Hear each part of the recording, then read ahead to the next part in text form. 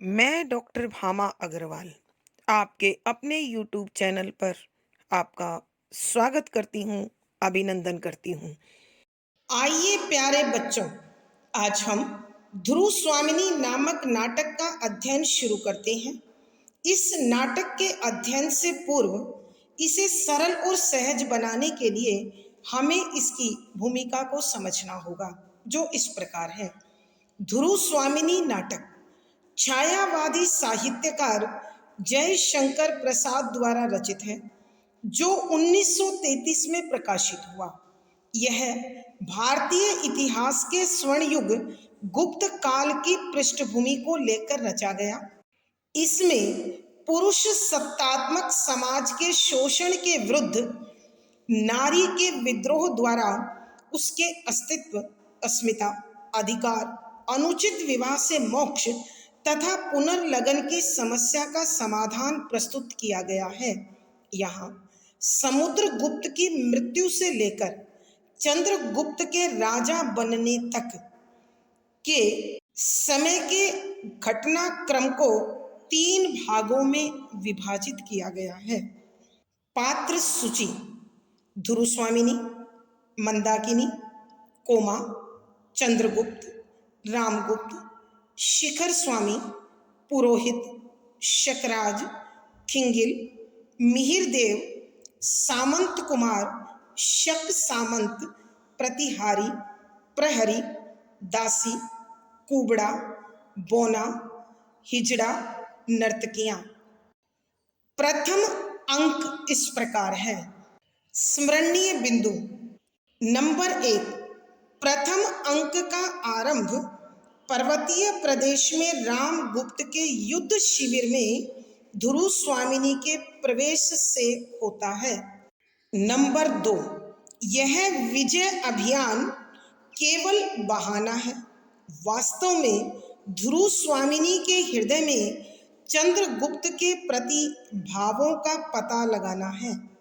Number 3, इस कार्य के लिए रामगुप्त ने अपनी बहन मंदाकिनी को दासी के रूप में नियुक्त किया है, जो अपने उद्देश्य में सफल होती है, अर्थात वो ध्रुव स्वामिनी के हृदय में चंद्रगुप्त के प्रति कोमल भाव हैं, यह जान लेती है।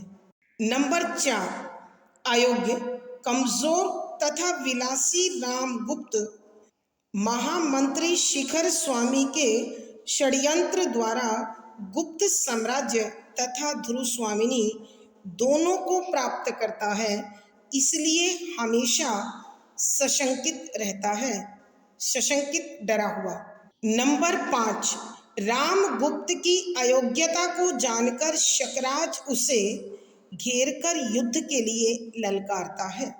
नंबर 6, रस विलास में डूबा रामगुप्त कोई उत्तर नहीं देता तो शकराज 2 शर्तों के साथ संधि प्रस्ताव भिजवाता है अथवा भेज देता है। नंबर 7, शर्त के अनुसार ध्रुव स्वामिनी अपने लिए तथा गुप्त सामंतों की पत्नियां शक सरदारों के लिए मांगी जाती हैं। नंबर 8, गुप्त वंशीय प्रतिष्ठा के विरुद्ध रामगुप्त संधि की शर्त स्वीकार कर लेता है। नंबर 9, ध्रुव स्वामिनी अपनी प्रतिष्ठा की रक्षा के लिए रामगुप्त से प्रार्थना करती है, मगर वह इसके लिए तैयार नहीं होता।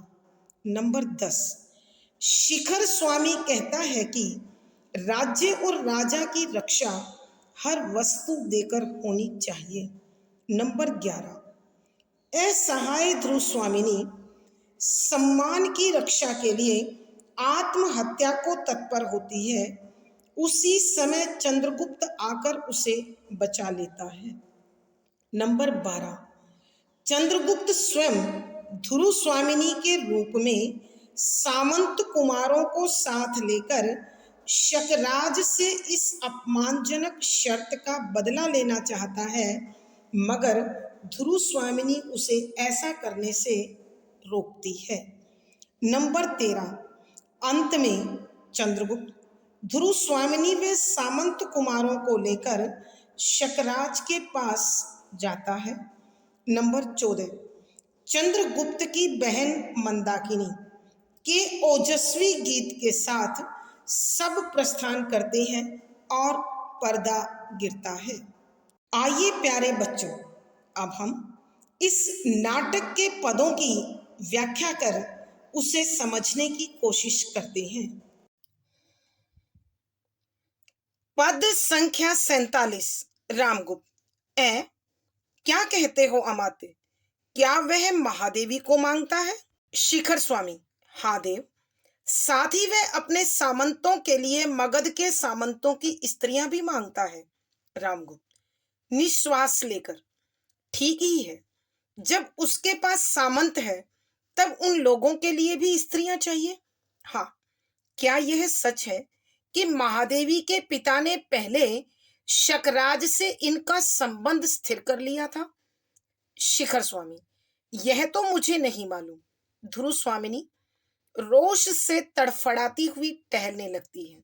प्रसंग, प्रस्तुत पंक्तियां छायावादी साहित्यकार श्री जयशंकर प्रसाद जी द्वारा रचित ध्रुव स्वामिनी नामक नाटक के प्रथम अंक से ली गई हैं। संदर्भ, यहाँ नाटककार ने उस समय की घटना का उल्लेख किया है जब ध्रुव स्वामिनी के कक्ष में रामगुप्त और शिखर स्वामी दोनों मौजूद हैं और शकराज द्वारा भेजे गए प्रस्ताव पर बातचीत कर रहे हैं। तब शिखर स्वामी संधि की शर्तों को पढ़ता है। तब बड़े नाटकीय अंदाज में रामगुप्त कहता है कि व्याख्या शब्दों के अर्थ साथ साथ। ये क्या कह रहे हो? क्या कहते हो अमात्य कि महामंत्री, तुम ये क्या कह रहे हो? क्या वह महादेवी को मांगता है? क्या वो महारानी की मांग कर रहा है? ऐसा कैसे संभव है? वो ऐसी मांग कैसे रख सकता है? शिखर स्वामी, हाँ देव, साथ ही वह अपने सामंतों के लिए मगध के सामंतों की स्त्रियां भी मांगता है। कि हाँ महाराज, वो महादेवी को तो मांग ही रहा है, साथ ही वह शक सामंतों के लिए मगध के सामंतों की स्त्रियों को भी उपहार के रूप में मांग रहा है। रामगुप्त निश्वास लेकर, कि रामगुप्त फिर लंबी सांस लेकर कहता है, ठीक ही तो है, जब उसके पास सामंत है तब उन लोगों के लिए स्त्रियां भी चाहिए। कि जब शकराज ने सामंत रखे हुए हैं तो उन सामंतों को स्त्रियां तो अवश्य चाहिए। हाँ, क्या यह सच है? हाँ, यह तो उसकी आवश्यकता है ही, और आवश्यकता की वस्तु उसे मांगने में हिचक कैसी, और मांग रखनी भी चाहिए। क्या यह सच है? क्या क्या यह बात सत्य है कि महादेवी के पिता ने पहले शकराज से इनका संबंध स्थिर कर लिया था? कि अब मैं तुमसे पूछता हूं, क्या वास्तव में महादेवी के पिता ने गुप्त साम्राज्य में इन्हें भेंट करने से पहले इनका रिश्ता शकराज के साथ तय हुआ था? शिखर स्वामी, यह तो मुझे नहीं मालूम, कि मुझे इस घटना और इस बात के विषय में पता नहीं है। ध्रुव स्वामिनी जब उनकी इस प्रकार की वार्ता को सुनती है तो उसे बिल्कुल अच्छा नहीं लगता, क्योंकि वर्तमान समय में वो एक शक्तिशाली मगध प्रांत के सम्राट की महारानी है और किसी की भी हिम्मत इस प्रकार महारानी को मांगने की कैसे हो सकती है? यदि कोई ऐसी मांग रखता है तो निश्चित रूप से वो सम्राट की कमजोरियों को जानता है। इसलिए ध्रुव स्वामिनी रोष से तड़फड़ाती हुई टहलने लगती है। कि ध्रुव स्वामिनी अत्यधिक क्रोधित हो जाती है और उस क्रोध के कारण बड़ी तेजी से इधर उधर टहलने लगती है, घूमने लगती है। आइए बच्चों, एक बार फिर इस पद की व्याख्या करते हैं। यहां शिखर स्वामी शकराज के संधि प्रस्ताव को पढ़कर बताता है कि शकराज संधि के उपहार के रूप में ध्रुव स्वामिनी व सामंतों की पत्नियों को मांग रहा है, तब आश्चर्यचकित होकर, हैरान होकर, बड़े नाटकीय अंदाज में रामगुप्त कहता है, ए महामंत्री, ये तुम क्या कह रहे हो? क्या शकराज महादेवी की मांग कर रहा है? यह कैसे संभव है? वो ऐसी मांग किस तरह कर सकता है? शिखर स्वामी: हाँ देव। कि महाराज, हाँ, वह माँ देवी को ही मांग रहा है।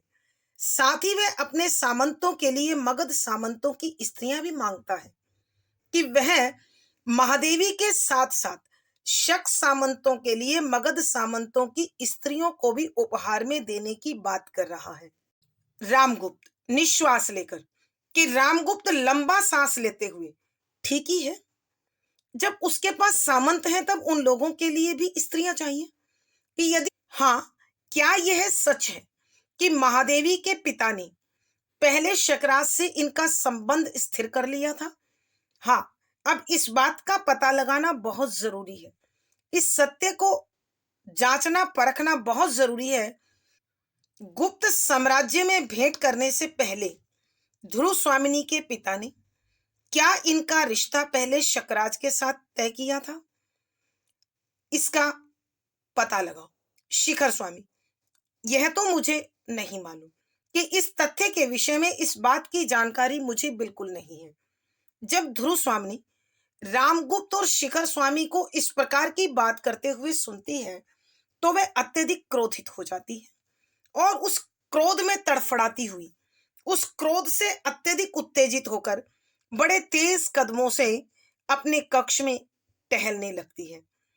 अर्थात कहने का भाव यह है कि अब वह मगध प्रांत के सम्राट की पत्नी है और कोई भी व्यक्ति सम्राट की पत्नी के साथ इस प्रकार का व्यवहार, इस प्रकार की गुस्ताखी करने की हिम्मत केवल तभी कर सकता है जब सम्राट के जीवन की कमजोरियों का उसे पता हो।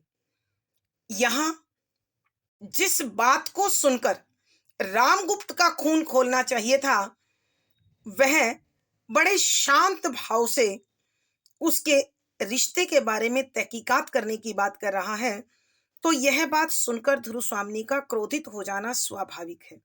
भावार्थ: यहां नाटककार के कहने का भाव यह है कि रामगुप्त के व्यवहार से ऐसा लगता है मानो वह किसी निर्जीव वस्तु को उपहार में देने की बात कर रहा हो, बजाय अपनी महारानी की। किसी भी पुरुष के लिए उसके खानदान की स्त्रियां पूजनीय होती हैं और जब कोई भी दूसरा व्यक्ति उनकी ओर बुरी नजर से देखता है अथवा उनके विषय में किसी प्रकार की अनुचित मांग करता है तो यह उसके पुरुषार्थ पर चोट होनी चाहिए, जो रामगुप्त के चरित्र में दिखाई नहीं दे रही है। विशेष यहां रामगुप्त के कमजोर चरित्र को उभारा गया है। शुद्ध साहित्यिक खड़ी बोली का प्रयोग है, तत्सम प्रधान शब्दावली है, प्रसाद गुण है, व्यंजना शब्द शक्ति है, संवादात्मक शैली है, अनुभूति परक बिंब का सार्थक प्रयोग है। पद संख्या 48। रामगुप्त: महादेवी अमात्य क्या पूछ रहे हैं? ध्रुव स्वामिनी: इस प्रथम संभाषण के लिए मैं कृतज्ञ हुई महाराज, किंतु मैं भी यह जानना चाहती हूं कि गुप्त साम्राज्य क्या स्त्री संप्रदान से ही बड़ा है? रामगुप्त झेप कर हंसता हुआ: हैं, बताइए अमात्य जी। शिखर स्वामी: मैं क्या कहूं, शत्रु पक्ष का यही संधि संदेश है।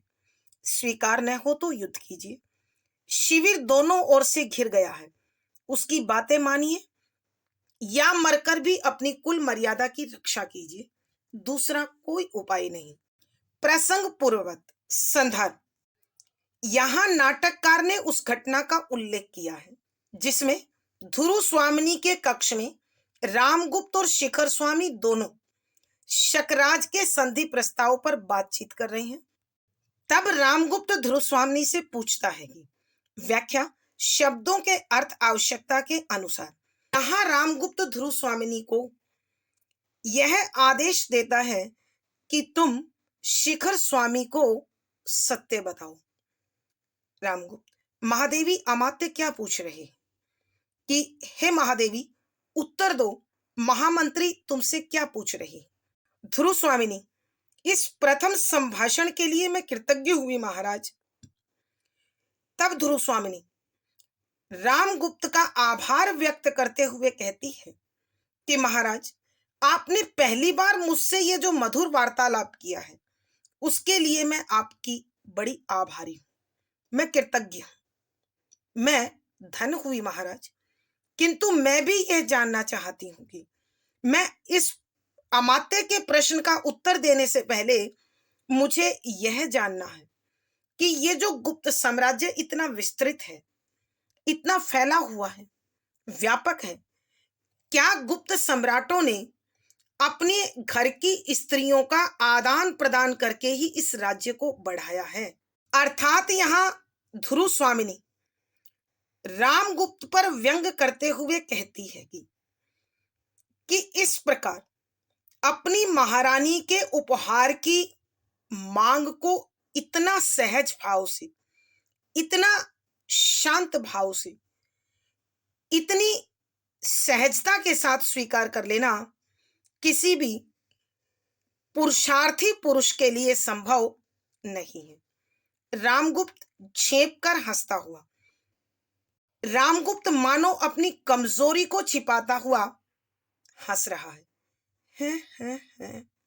बताइए अमात्य जी, कि वो झूठी हंसी हंसकर कहता है, अमात्य जी बताइए, क्या गुप्त साम्राज्य वास्तव में स्त्रियों के आदान प्रदान से बड़ा है।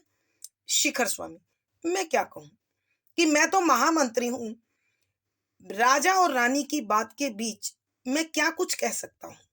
अर्थात इस विषय पर मेरा कुछ भी कहना उचित नहीं है।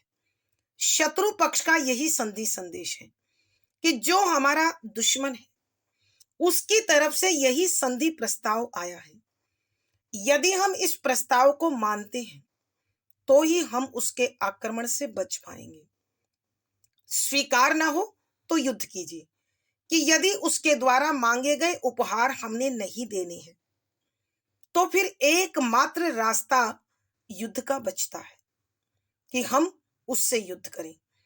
शिविर दोनों ओर से घिर गया है, कि हमारा शिविर दोनों ओर से घिर चुका है, हमें बाहर से कोई सहयोग नहीं मिल सकता है और न ही हम अपने बचाव के लिए किसी अलग रास्ते को अपना सकते हैं।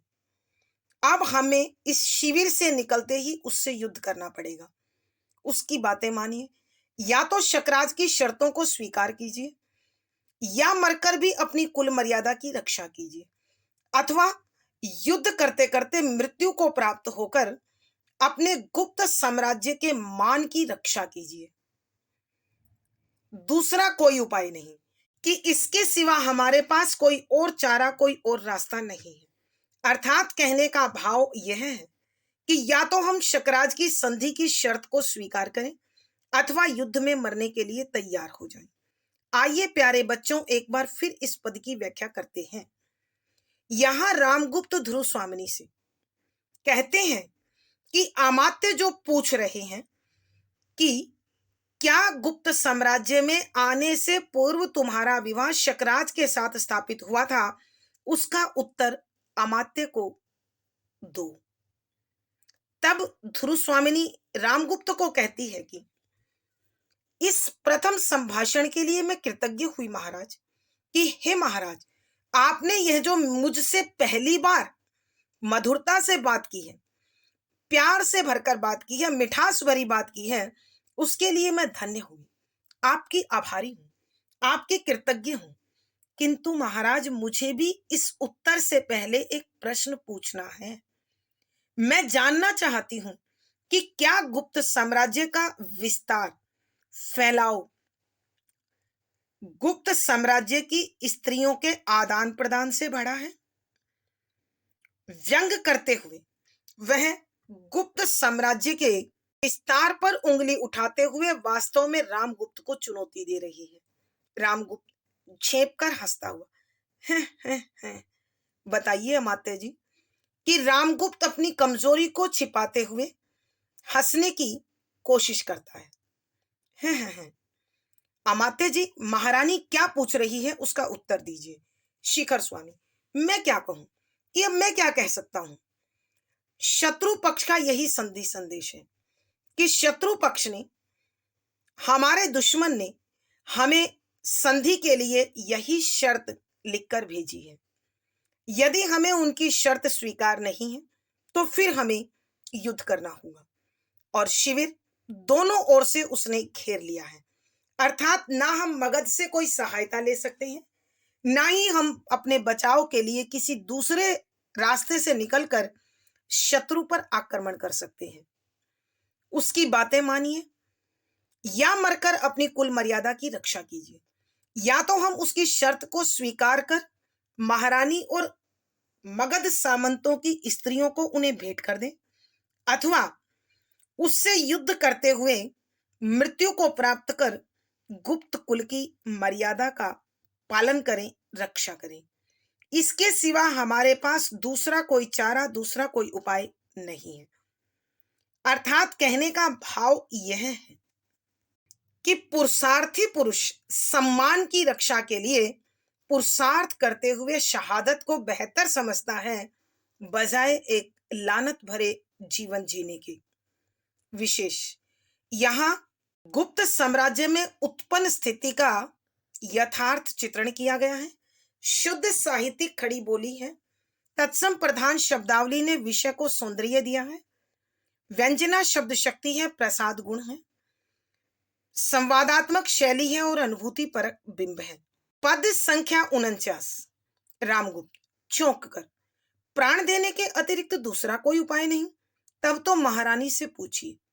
ध्रुव स्वामिनी तीव्र स्वर से, और आप लोग कुबड़ों, बोनों, नपुंसकों का नृत्य देखेंगे।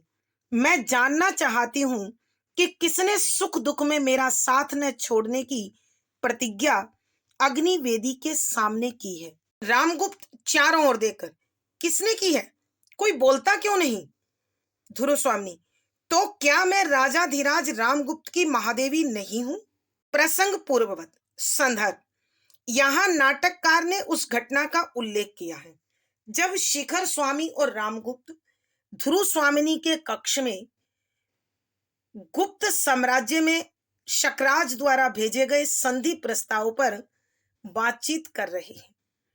तब शिखर स्वामी कहता है, या तो हम उसकी शर्त को स्वीकार करें, अन्यथा उससे युद्ध करें।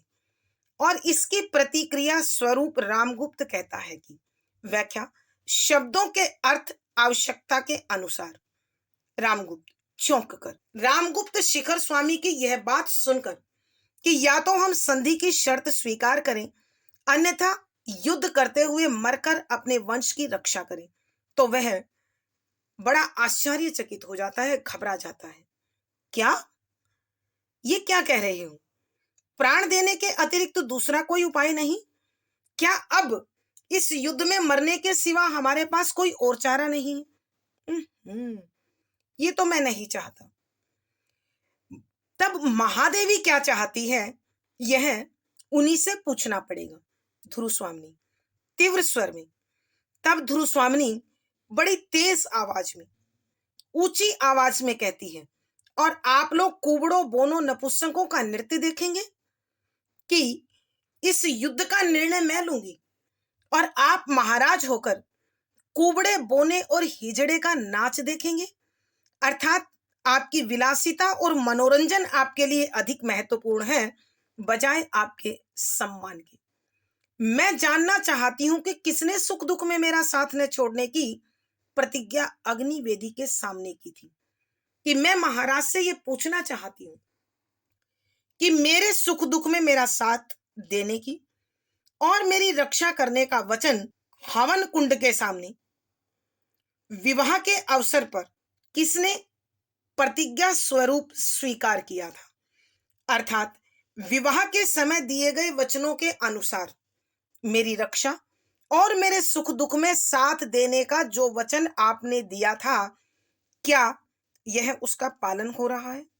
रामगुप्त चारों ओर देखकर, कि तब रामगुप्त ध्रुव स्वामिनी के प्रश्न को सुनकर इस प्रकार चारों ओर देखता है मानो यह प्रश्न उससे नहीं किसी और से हो। किसने की है? कोई बोलता क्यों नहीं? कि महादेवी से ऐसी प्रतिज्ञा किसने की थी? कोई जवाब क्यों नहीं देता? ध्रुव स्वामिनी: तो क्या मैं राजाधिराज रामगुप्त की महादेवी नहीं हूं? तो महाराज आप बताइए, क्या मैं आपकी महारानी नहीं हूं? क्या मेरा विवाह किसी और से हुआ है जो आप इस प्रकार दूसरों से पूछ रहे हैं? आइए प्यारे बच्चों, हम एक बार फिर इस पद की व्याख्या करते हैं। यहां जब शिखर स्वामी शर्त न मानने की दशा में युद्ध ही एकमात्र रास्ता बचता है और युद्ध में मृत्यु तय है, यह सुनकर रामगुप्त भौचक्का हो जाता है, घबरा जाता है और घबराकर कहता है, क्या प्राण देने के सिवा दूसरा कोई रास्ता नहीं? ये तो बड़ी गलत बात है। तब तो महादेवी ही बताएंगी कि अब क्या होना चाहिए, कि वो शकराज के पास जाकर गुप्त साम्राज्य के सम्राट की रक्षा करेंगी अथवा उसे मौत के मुंह में भेज देंगी। ध्रुव स्वामिनी तीव्र स्वर से। और यह बात सुनकर महादेवी ध्रुव स्वामिनी अत्यधिक क्रोधित हो जाती है और ऊंची आवाज में पूछती है, और आप लोग कुबड़ों बोनों नपुंसकों का नृत्य देखेंगे कि मैं युद्ध का निर्णय करूंगी और आप लोग यहां बैठकर कुबड़े बोने और हिजड़ों के द्वारा होने वाले खेल तमाशे और नाच देखेंगे? मैं जानना चाहती हूं कि किसने सुख दुख में मेरा साथ न छोड़ने की प्रतिज्ञा अग्निवेदी के सामने की थी। कि मैं महाराज आपसे पूछना चाहती हूं कि वह व्यक्ति कौन है जिसने विवाह के अवसर पर हवन कुंड के सामने बैठकर सुख दुख में मेरा साथ देने की बात की थी, मेरी रक्षा की बात की थी, मेरे सम्मान की, मर्यादा की, सुरक्षा की बात की थी। रामगुप्त चारों ओर देखकर, तब रामगुप्त चारों ओर इस प्रकार देखता है मानो यह प्रश्न उससे नहीं किसी और से किया जा रहा है। किसने की है? कोई बोलता क्यों नहीं? कि महादेवी से ऐसी प्रतिज्ञा किसने की थी? कोई जवाब क्यों नहीं देता है? ध्रुव स्वामिनी: तो क्या मैं राजाधिराज रामगुप्त की महादेवी नहीं हूं? तो महाराज क्या मैं आपकी महारानी नहीं हूं? आपकी पत्नी नहीं हूं? विवाह के अवसर पर आपने मुझे ये वचन नहीं दिए? अर्थात कहने का भाव यह है कि रामगुप्त ऐसी विकट स्थिति में भी एक मस्खरे की भांति, एक जोकर की भांति अजीबो गरीब व्यवहार कर रहा है। उसके चरित्र में गंभीरता तनिक भी नहीं है। भावार्थ: नाटककार के कहने का भाव यह है कि रामगुप्त अत्यंत कमजोर चरित्र का तथा भीरू व्यक्ति है जो स्थिति का सामना करने में अपने आप को समर्थ पाता है। विशेष यहां नाटककार ने स्वाभिमानी ध्रुव स्वामिनी तथा निर्लज्ज रामगुप्त के चरित्र को उभारा है। शुद्ध साहित्यिक खड़ी बोली है, तत्सम प्रधान शब्दावली है, व्यंजना शब्द शक्ति है, प्रसाद गुण है, संवादात्मक शैली है और अनुभूति परक बिंब का सफल प्रयोग हुआ है। पद संख्या 50। रामगुप्त: क्यों नहीं? परंतु रामगुप्त ने ऐसी कोई प्रतिज्ञा न की होगी। मैं तो उस दिन द्राक्षा सौ में डुबकी लगा रहा था। पुरोहितों ने न जाने क्या क्या पढ़ा दिया होगा। उन सब बातों का बोझ मेरे सिर पर? सिर हिलाकर: कदापि नहीं। ध्रुव स्वामिनी निस्सहाय होकर शिखर स्वामी के प्रति: यह तो हुई राजा की व्यवस्था, अब सुनो मंत्री महोदय क्या कहते हैं। शिखर स्वामी: मैं कहूंगा देवी, अवसर देखकर राज्य की रक्षा करने वाली उचित सम्मति देना ही हमारा कर्तव्य है। राजनीति के सिद्धांत में राष्ट्र की रक्षा सब उपायों से करने का आदेश है। उसके लिए राजा, रानी, कुमार और अमात्य सबका विसर्जन किया जा सकता है, किंतु राज विसर्जन अंतिम उपाय है। प्रसंग पूर्ववत संदर्भ: यहां नाटककार ने उस घटना का उल्लेख किया है जो ध्रुव स्वामिनी के कक्ष में शिखर स्वामी और रामगुप्त द्वारा शकराज द्वारा भेजे गए संधि प्रस्ताव पर वार्ता के साथ हो रही है। ऐसे में जब रामगुप्त अपने प्राणों की रक्षा करते हुए संधि की शर्त को स्वीकार करता हुआ दिखता है, तो ध्रुव स्वामिनी उनसे महारानी होने के नाते अपने अधिकार की बात पूछते हुए कहती है कि क्या मैं महाराज की पत्नी नहीं हूं? तब रामगुप्त कहता है, व्याख्या, शब्दों के अर्थ साथ साथ।